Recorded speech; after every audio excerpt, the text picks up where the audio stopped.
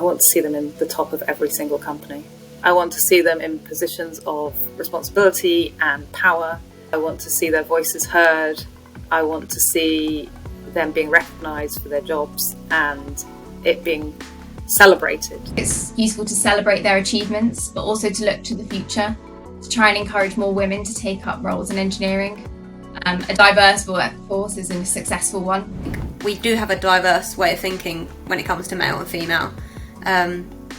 So I think we work better as a team if both genders can work together rather than it just being a very male-dominated industry. Whether it be women, men, people of colour, people from different backgrounds, it's providing a different angle sometimes, and sometimes that's unique and that's different, and that solves the problem. If you always approach things the same way, we're not going to innovate, we're not going to develop, and we're not going to push towards the future. So I am a building physicist. I'm a senior consultant in the nuclear team. So I'm a mechanical engineer at Hydrock. Predominantly looks at the energy use in buildings to find solutions to carbon zero questions and comfort within spaces, make sure there's enough daylight. I largely focus on radioactive waste management, so supporting the mission in clearing up the nuclear legacy and making sure that waste is safely disposed of so that future generations don't have to manage it. Take projects from start to finish, so we do the initial design, the calculations to go with it. We have to go to many design team meetings as well as client meetings. It's rewarding once you see buildings on site actually being built that you once drew on the paper. Absolutely, women will help each other, but we don't hold the power. Men hold the power, especially in construction firms, in the consulting industry, and who you choose to bestow that power on is very important.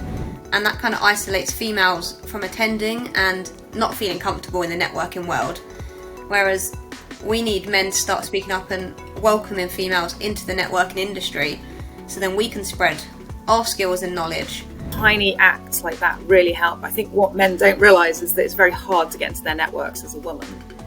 And when you are in their networks, it's also quite hard to interact and be who you are. And just small things, including you, pulling you, introducing you to influential people, bringing you into design team meetings, that makes a huge difference. And it is up to them to share their power. I mean, I had an aptitude for science and maths, and I did all the career quizzes and everything like that, and not once did I get engineering as an output, and no one ever encouraged me to pursue that. I had a massive misconception of what engineering was. I didn't realise the breadth and the depth of experience and opportunity in that field. I think the females in the industry need to carry on speaking up about their experiences and the positive side of being a female engineer. We do still get a lot of great opportunities, and then kind of getting into the schools I think is one of the main things, because obviously I still not sure it is seen in schools, so a lot of STEM activities and trying to get them to know what we do as a job day in, day out. We're often told we have to be one thing, and especially as women, but you know, maybe you do like doing sums, and maybe you do like playing around with spreadsheets and data, and that's great, and engineering is then absolutely the world for you.